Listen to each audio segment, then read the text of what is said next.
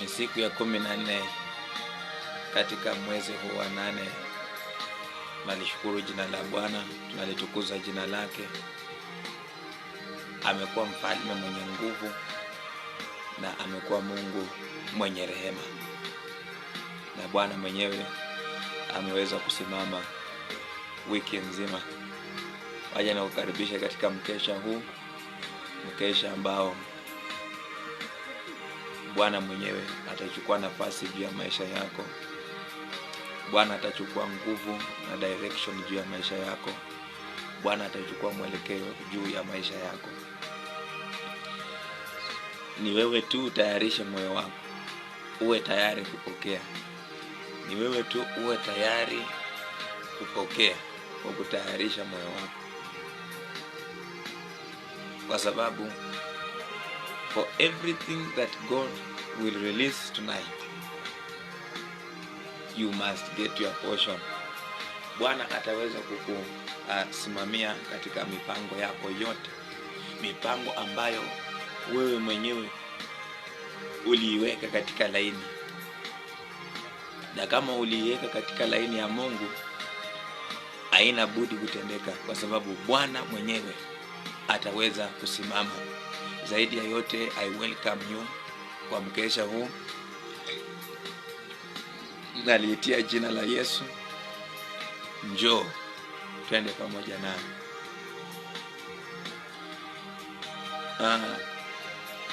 There is something that is known as the law of process.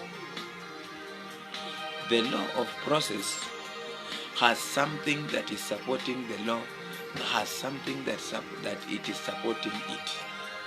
The law of process has something that is supporting it. Kuna kitu ambacho kina support something that is known as in English the law of process. Sijui kwa Kiswahili unaweza sema namna gani. Sijui ni sheria ya mind, I don't know. Lakini kuna kitu kinaitwa the law of process. When I say the law of process, you can understand me. But I don't want to talk about that law of process. I want to talk about something that makes you to move within the law of process. There is something that keeps you moving. There is something that supports your life. There is something that supports your destiny. There is something that keeps you on a safer side. There is something that always keeps you on the track. That is the thing that I want to talk tonight. Most of us, we are suffering because we are out of that thing. We are out of that thing that is supporting our life. Nikupe mfano tu. Mtoto kama bado hajatoshea miezi ya kuzaliwa, tuseme maybe mtoto ako na miezi maybe 6. Yule mtoto akizaliwa, kama hataelekewa bahali penye kuna good environment for survival, hata survive, the child will die. Because the environment yenye atakuwa ameshaingia ndani, atakuwa ametoka katika kitu ambacho kilikuwa kina support uhai wake, something that was supporting his or her life. Kama mtoto hajazaliwa, ndio mtoto upate kama mtoto amezaliwa, kuna miezi ambazo zimefika, so that environment now pia imeshakuwa unconducive to him or her akiwa tumboni. Lakini kuna a period that womb is important to that child, is important to that child.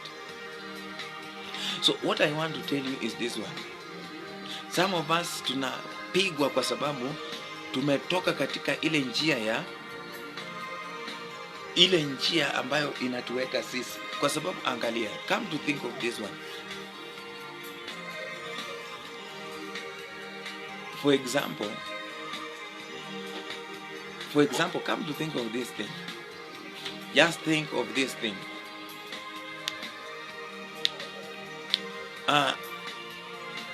When a diver goes deep sea, what does he carry? Oxygen supporter. Why is he carrying oxygen supporter? Because there is certain level in the sea that when you go down, oxygen is not there.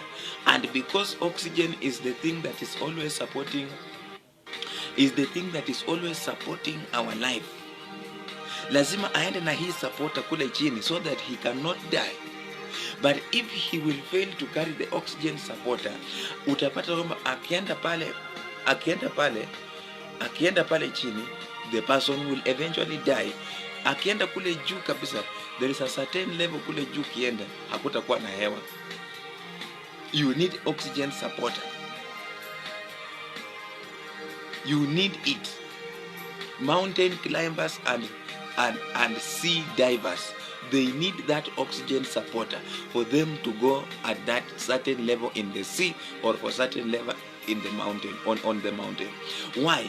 Because they don't want to get out of something that is making them to move. Kumbuka kwamba in physical realm, oxygen makes us to live. Oxygen that is brought by God himself, because you don't know where oxygen is coming. In biology, it is in just the environment. Sawa, it is okay, it is in the environment. But who is making it to be in that environment? It is God. So unapata huyu Mungu ndiye analeta hii oxygen, na yeye hii oxygen, when we are out of that oxygen, you will die as a human being. You will die. Utakufa because your environment, you will be in an environment that is not supporting life whatsoever. Sasa, in the spiritual realm, we reach a point where we should not get out of something that is supporting our law of process. You are a minister. Wewe ni mhubiri.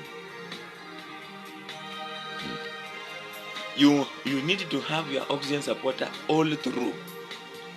If you are within your environment, you are safe.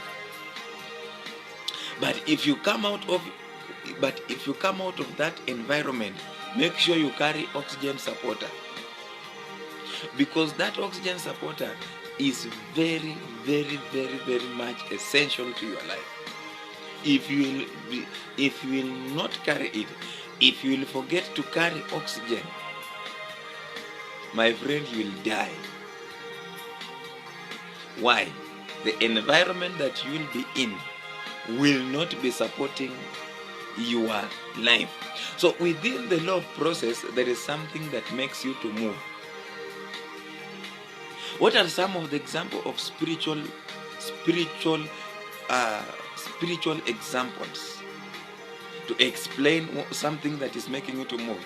Look, somebody like, number one, you have to know, when you want to move or when you want to remain alive, make sure as a servant you are connected to spiritual men. The spiritual men who are very stable in the spirit. The spiritual men who are very stable in the spirit, who are on the line of the Christ. Make sure you are connected to the spiritual men. These spiritual men will support you when you go down in times of hardship. That is now when you will get out of something that is making you to move.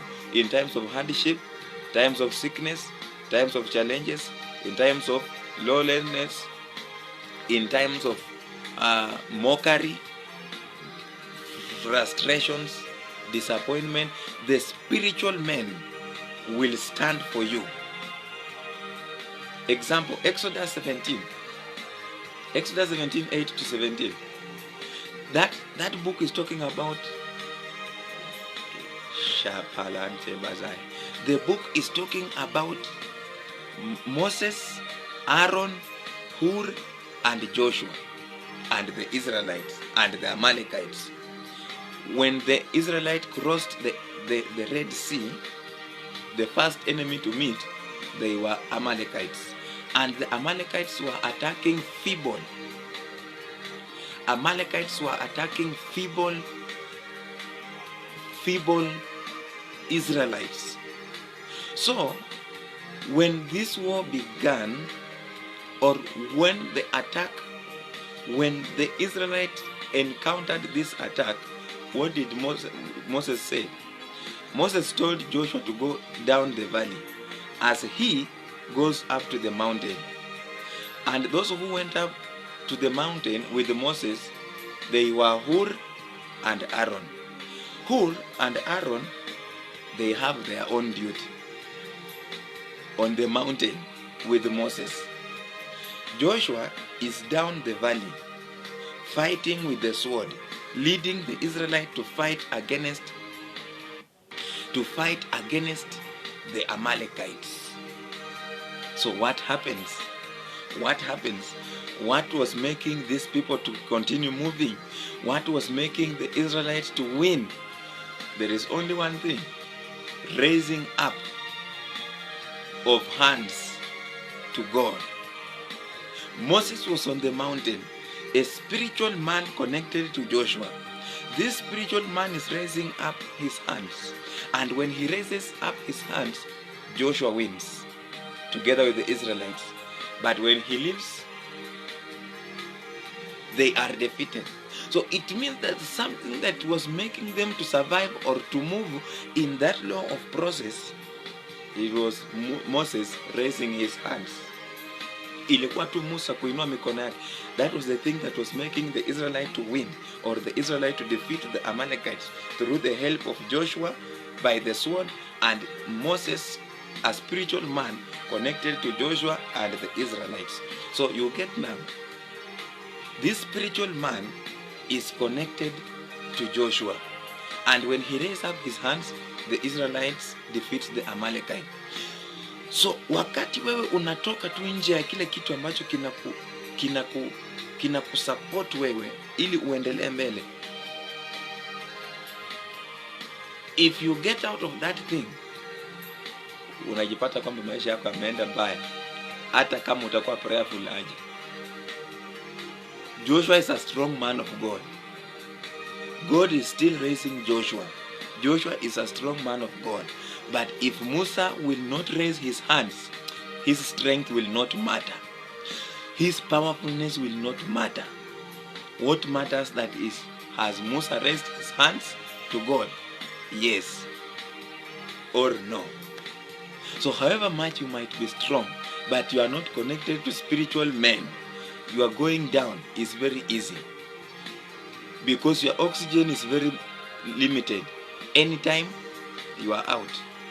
Anytime you are out, because you are like somebody who lack oxygen supporter, and you are going deep the sea or up the mountain. So you lack the oxygen supporter.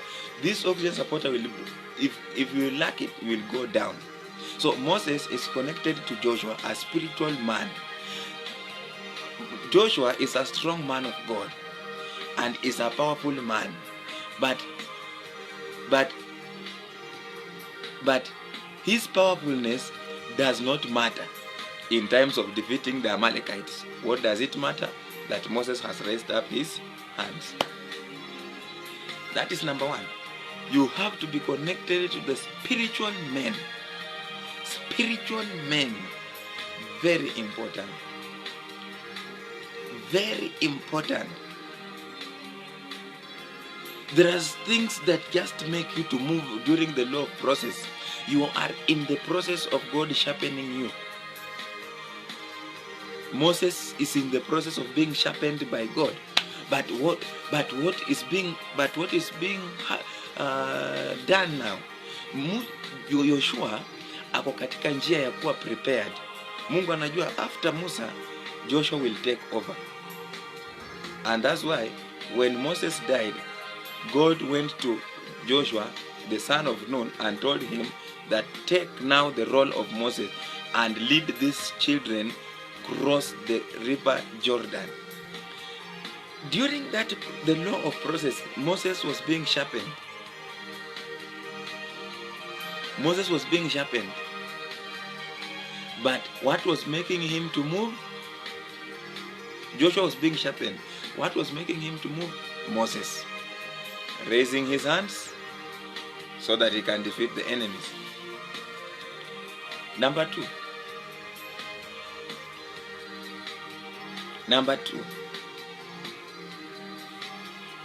there are some people, something that makes them to move are firm decision and focus.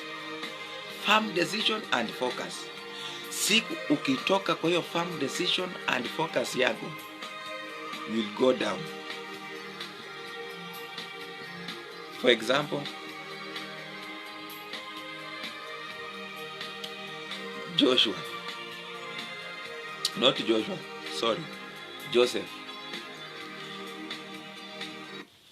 Joseph, the law of process to become a governor inaanzia mbali sana. Anaanza kwa kuota ndoto huko nyuma, nakuja anaanza mandugu zake wanaanza kumkataa. Baada ya mandugu zake kumkataa, wanaanza kupanga njama, na hizo njama wewe unazifahamu.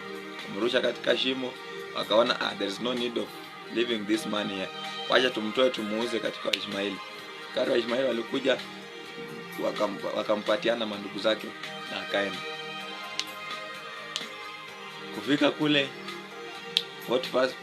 Potiphar's wife is after him, but because Joseph had a firm decision and focus, something that kept him moving is firmness and focus.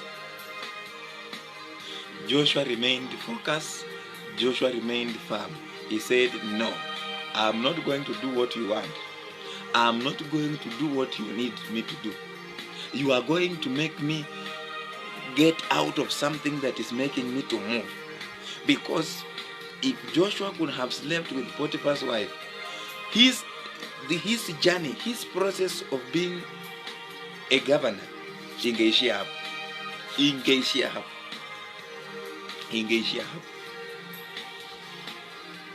hapo.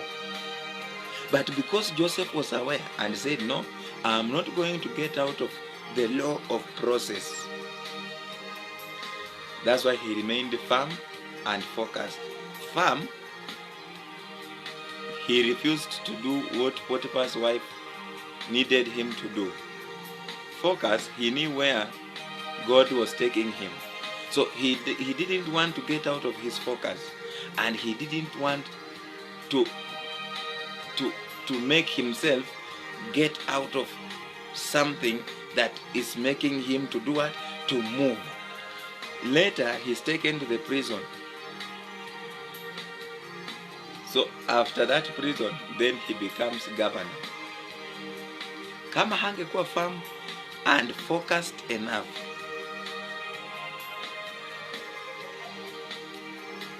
angekufa. That's why when you read Genesis chapter 41 verse 37, anasema, and Pharaoh took him and he told him that you are going to be second from me, and because God has shown you all of this, I'm going to make you second from me, and I'm giving you this nation. The law of process for him to be given the nation starts far away, far earlier. So inaanza kule mwanzo ndipo mpaka anakuwa governor. So let me tell you, if you are a firm man, if you are a focused woman or a focused man, remain in your lane. Don't make any mistake to get out of something that is making you to move. Number 3, Nehemiah.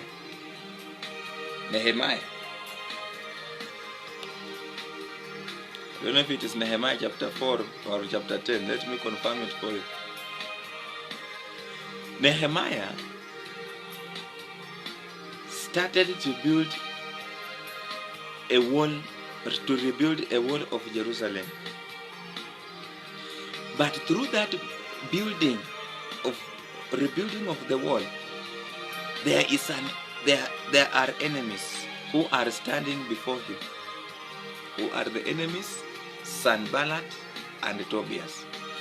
What kept the law What kept the process of Nehemiah moving? What kept Nehemiah moving? Is prayer. Nehemiah was a very prayerful man of God. Nehemiah was a very prayerful man of God.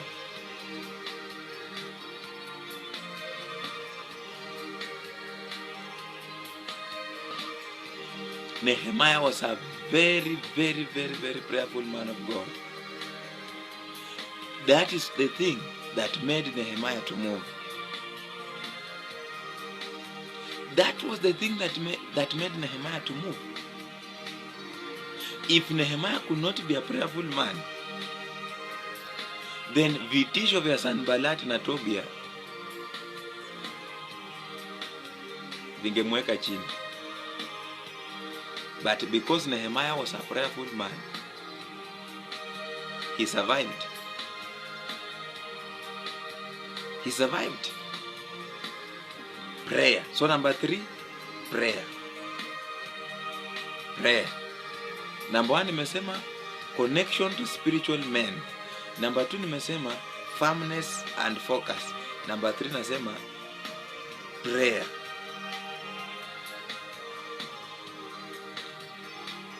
If you are going to be a mediocre, if you are going to be a mediocre and casual to God, then your law of process is going to have problems. The law of your process is going to have problems. And I can assure you that.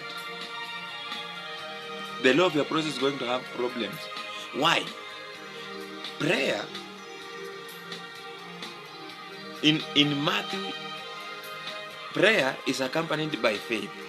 In Matthew 17:20, God says, mkiwako tuna kaimani kidogo tu, mnaweza amrisha hii miti iende ipandike kule baharini. But kwa sababu you don't believe in yourself, something small comes on your way and you decide to quit. Something just comes on your way, you decide to quit.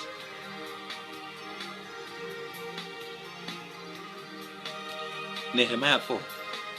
But it came to pass that when Sanballat heard that we builded the wall, he was wroth and took great indignation and mocked the Jewish.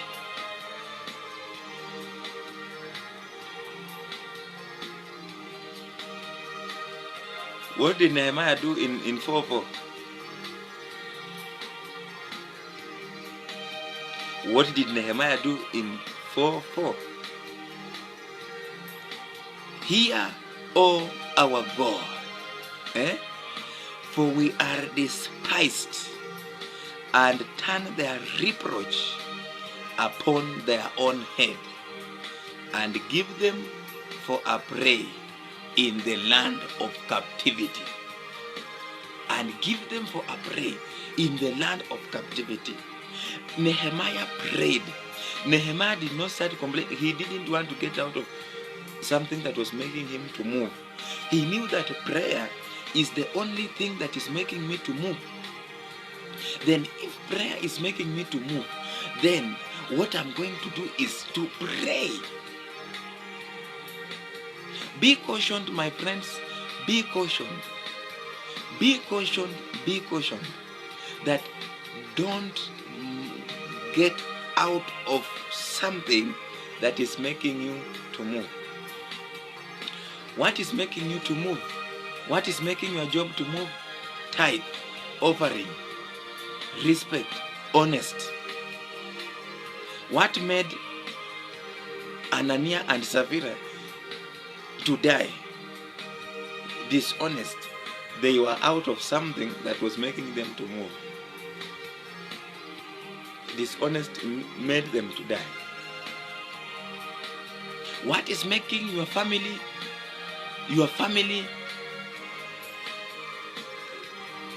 what is keeping your family together and you are making your family to remain joyous, happy? What is that? It's known as commitment. commitment and responsibility. If you fail to be a responsible father or mother, then you are going to get out of something that will be making you to move. In the spiritual matter, tithe makes your job to move. Offering makes your job to move. Commitment in God's work, as in 1 Corinthians 15:57, that you have to know that the labor that you are laboring in to God is not in vain. It is being paid. It's being paid. Number 4, respect. Respecting the anointing. Respecting the spiritual men. Being connected to the spiritual men. These people are there to speak over your life. 2 Kings chapter 6 verse 18 to 20. And Elisha says that, Father, open their eyes, and they were opened. So something that makes you to move is within yourself. Make sure that you don't get out of oxygen supply, because when you are out of oxygen supply, then you are going to die, because without oxygen you can't survive. Without that, that's why those patients with breathing difficulties wanawekwa kwa oxygen machine, because breathing difficulties, it means that something that is making them to live is leaving them. So to make them continue living, what happens? Wanawekwa kwa oxygen machine. Unasikia kwamba mgonjwa amewekwa kwa oxygen. Why? Kuna law of process, na hiyo law of process kuna something that is making the law of process to move. We shall be talking about the law of process. What should you do in the law of process? Hicho ndio kitu ambacho nafaa ujiulize. Now you have knew what is making you to move. As a parent, as a child, as a minister, as a business person, as a governor. When I talk about governor, it doesn't mean that you must be in government. A governor is a leader. Joseph was made a leader, a governor. That means he was given authority. Somebody that has authority. You are a governor. You govern some territory. You govern certain territory. You govern certain family. You govern certain power. You govern certain community. Shakari Santa Bozai. You should not get out of something that is making you to move. From today, identify something that is making you to move. Some of you, something that is making you to move is just by helping others, helping the church. How do you help the church? Go and worship the church. Go and beautify the church. That thing makes you to move. Si ukajichanganya ukasema kwamba sasa hawa watu wameshanikwaza na sitaenda kusafisha kanisa tena, maisha yako yatachukua mkondo mwingine. You might pray, you might give, you might fast, but God is telling you something that is making you to move ni kumopu kanisa, ni kutengeneza kanisa. So there is nothing you are doing. Go back on your lane. Moses, umechoka, umeweka mikono chini? No sir, utainuliwa mikono juu, because something that can only make you to move is not by prayer, it is not by whatever, it is not by giving, it is not by sacrifice, lifting up your hands to God. So Moses, you should not quit, you should not be tired. Even when you are tired, spiritual men are there to support you. Aaron and Hur are there. Faithful men surrounding you are there to support you. So when Moses was putting his hands down, the Israelites were being defeated. That is the thing that was making the Israelites only to defeat the Amalekites. I am praying for you. May you receive the glory. May you receive the power. May you receive the revelation on what is making you to move, what is making your family to move, what is making your ministry to move, what is making your job to move, what is making you are within environment that you are in to move. After that, you will be able to secure. In the law one of the laws in physics, one of the laws of Newton's. He says that the body will only remain in its state of motion unless it is acted upon by the external force. Do you know what is the external force? You will only remain with blessings if you will not quit giving time, giving offering, helping others, being committed, being prayerful. So if you allow external force to make you not to make you cease praying, to make you cease tithing, to make you cease offering, then the external force has changed the direction of your body, and the direction of your body will determine you can either accelerate, you can decelerate, or you can stop. I'm praying for you. May you not allow external force to act on your body. May you not allow the external force to act on your body.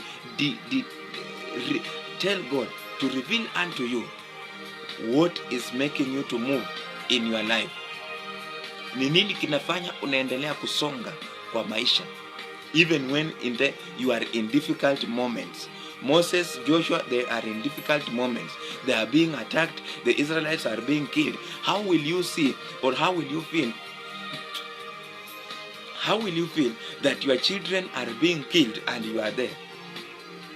So Moses was a father to Israelites, and the Israelites were being killed, and Israelites were like sons and daughters to Moses, and these Israelites are being killed. What makes Moses to move?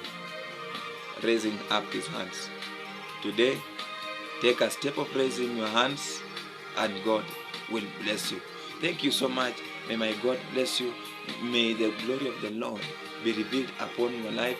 May the glory of the Lord reveal unto you what is making you to move. Thank you so much. For those who are following me, you can like, you can comment, you can share, and wherever you are, may you receive revelation. May you experience open doors before you.